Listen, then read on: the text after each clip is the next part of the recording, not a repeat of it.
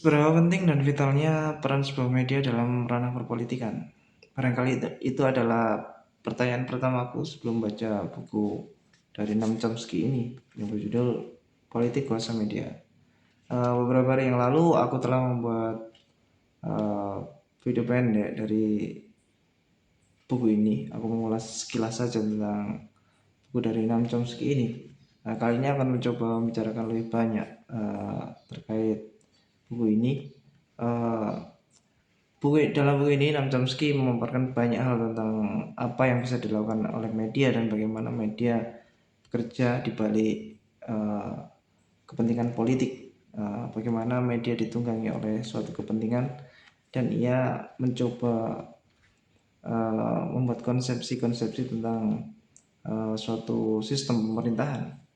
Uh, di sini atau dalam sudut pandang Chomsky ini adalah ia berbicara dari sudut pandang uh, para elit politik di suatu pemerintahan Amerika.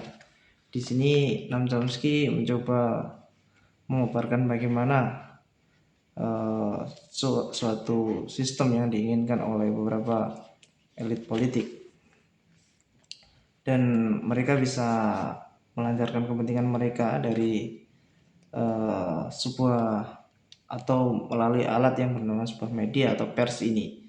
Seakan-akan pers ini memiliki memiliki suatu hal yang berbahaya atau sebanding dengan bagaimana uh, suatu alat perang bekerja, mungkin semacam itu.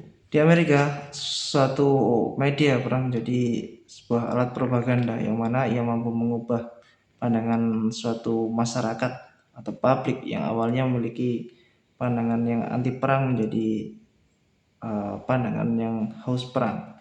Bisa dibayangkan bagaimana sebuah media ini melakukan hal ini. Ini terjadi ketika masa kepemimpinan Presiden Amerika Woodrow Wilson. Ia membuat suatu komisi propaganda yang ia namakan Krill Committee.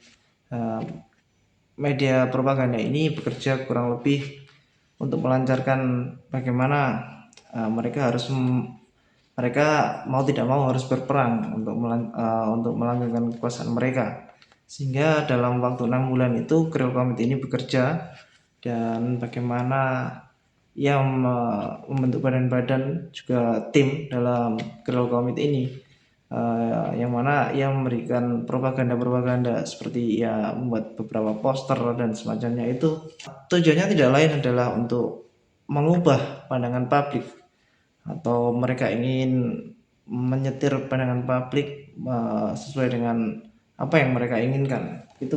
Itulah yang diinginkan oleh Krill Committee ini. Dan ini mengalami keberhasilan atau suatu hasil yang spektakuler dikatakan di sini. Keberhasilan mereka adalah atau dicapai dalam waktu 6 bulan. Bisa dibayangkan bagaimana mereka bekerja.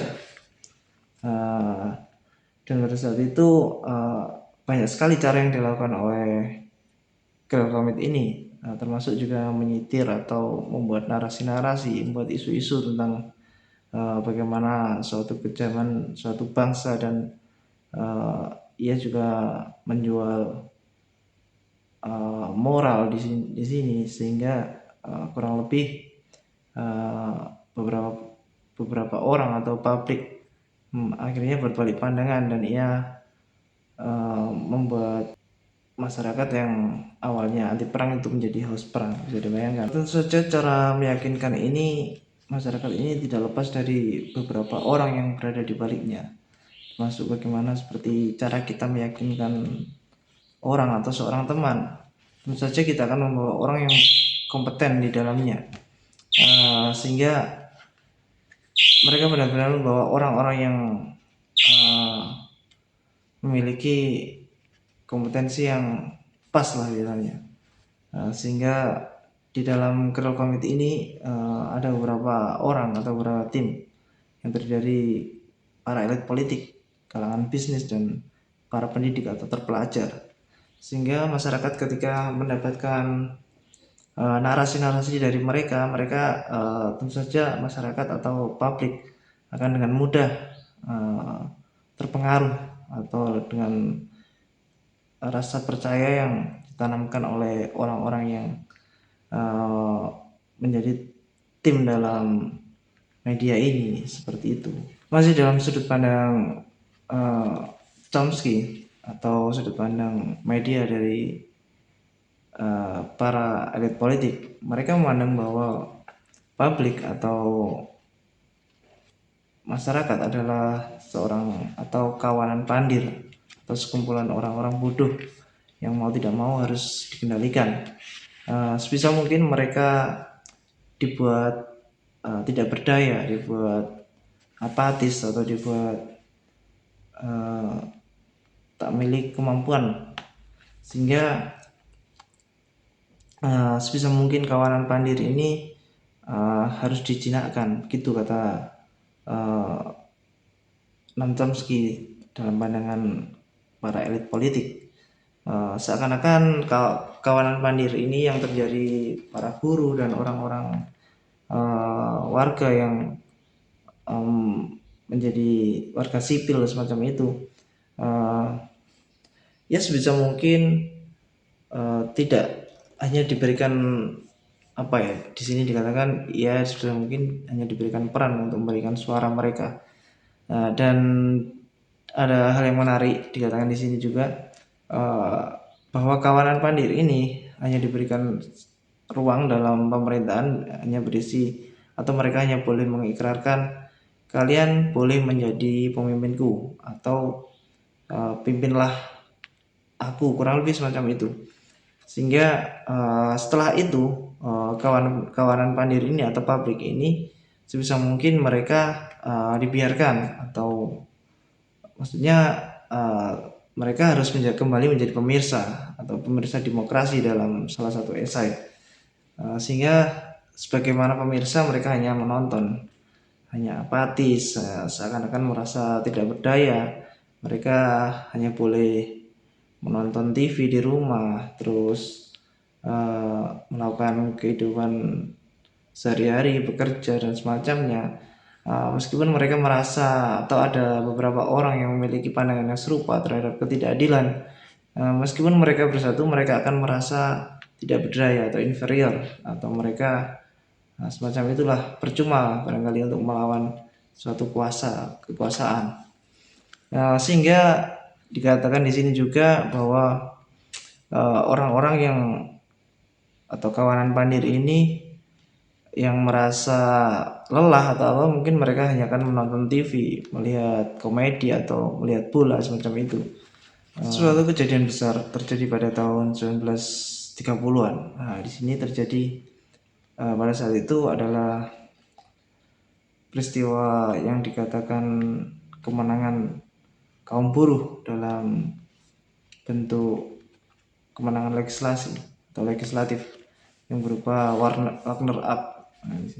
Wagner Act sendiri ini adalah suatu regulasi yang dimenangkan oleh kaum buruh, yang membela kaum buruh bahwa kaum buruh ini diberikan keleluasan untuk berkelompok atau berorganisasi, sehingga mau tidak mau ini akan berdampak atau suatu kegagalan bagi kaum politik dalam menyelenggarakan pemerintahan yang demokratif atau demokrasi. Kenapa?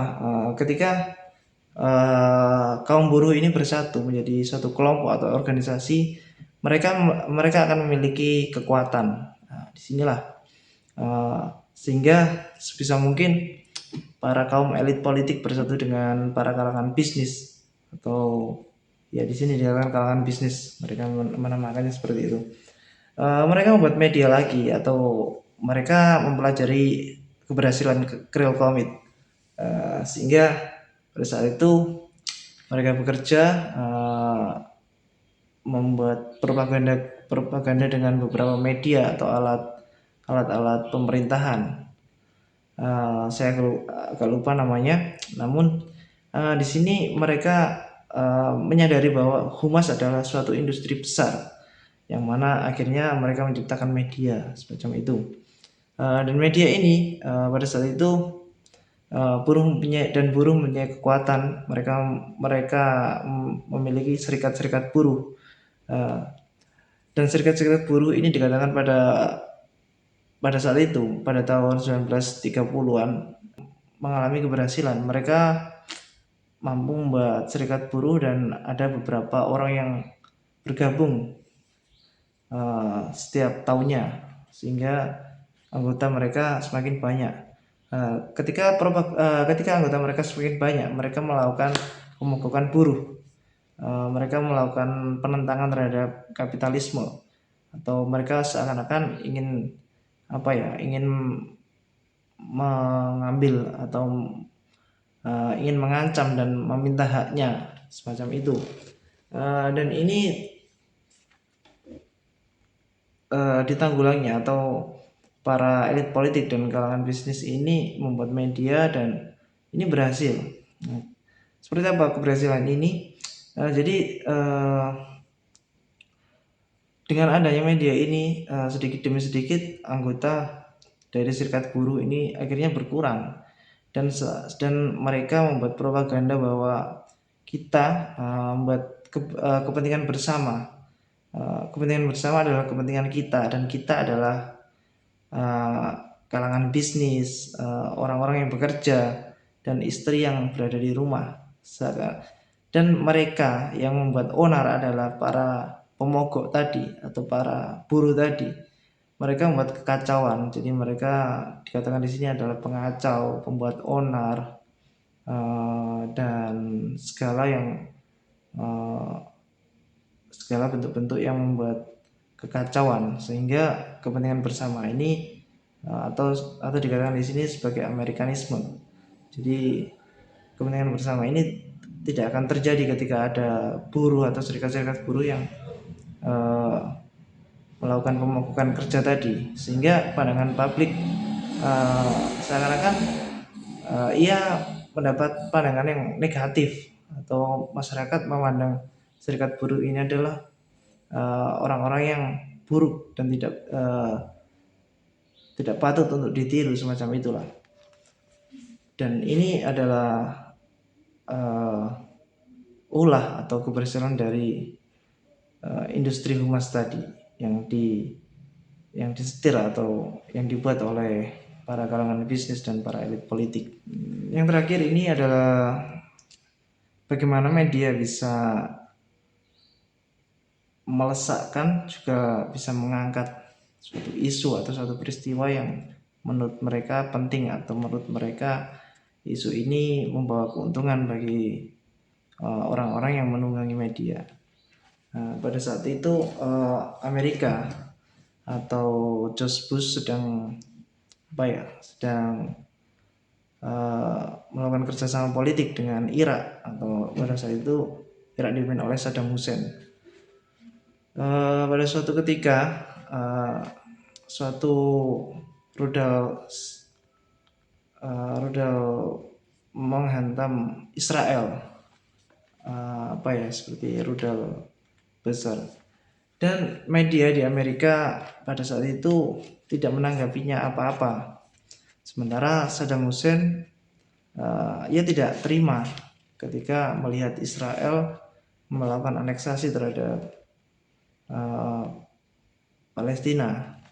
Ia tidak terima ketika ada suatu daerah yang direbut atau dicaplok oleh Israel dengan mudah, semacam itu. Sementara aku juga kurang begitu mengerti terkait peristiwa ini. Namun peran media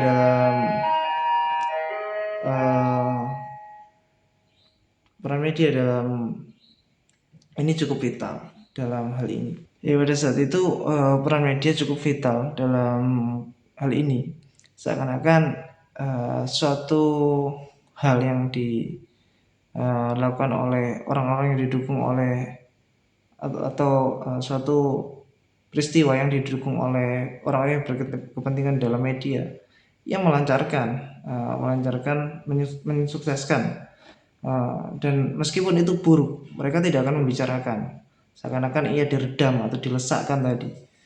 Sementara suatu yang menjadi musuh pada saat ini, entah kenapa George Bush dan Saddam Hussein mengalami suatu oposisi atau mereka sudah tidak sepemikiran, sehingga pada saat itu George Bush ini menjadi Saddam Hussein ini menjadi musuh bagi George Bush, sehingga menjadi musuh Amerika. Saddam Hussein pada saat itu diangkat, maksudnya diangkat dalam narasi atau media tadi bahwa Saddam Hussein adalah suatu pemerintahan atau ia menggambarkan bagaimana pemerintahan buruk yang dilakukan oleh Saddam Hussein, kediktatoran dia, pemerintahan yang totalitarian. Di sini unik sekali, sehingga media ini seakan-akan memberikan narasi yang negatif terhadap Saddam Hussein. Ia membuat Saddam Hussein sebagai suatu ketakutan publik yang memunculkan hal semacam itu. Seakan-akan Saddam Hussein ini adalah suatu monster besar yang harus kita perangi bersama. Padahal ketika kita melihat Saddam Hussein di sini dikuak oleh Noam Chomsky bahwa Saddam Hussein sendiri adalah suatu yang tidak perlu ditakuti. Bagaimana mungkin suatu orang dari negara dunia ketiga yang tidak memiliki teknologi besar menjadi suatu ketakutan bagi Amerika, semacam itu dikatakan Noam Chomsky. Begitu juga tentara-tentara dari Irak sendiri yang berlatar belakang petani, bagaimana mungkin itu menjadi suatu ketakutan bagi negara besar Amerika. Unik sekali, dan ini adalah peran media, bagaimana ia mampu mengatakan baik suatu hal yang buruk, mengatakan buruk suatu hal yang baik. Mungkin kurang lebih itu saja dariku setelah membaca suatu buku dari Noam Chomsky, Politik Kuasa Media. Jika konten ini bermanfaat, silakan subscribe, share, juga komen jika ada kata-kata yang kurang tepat dariku. Mungkin itu saja. Sampai jumpa di konten selanjutnya.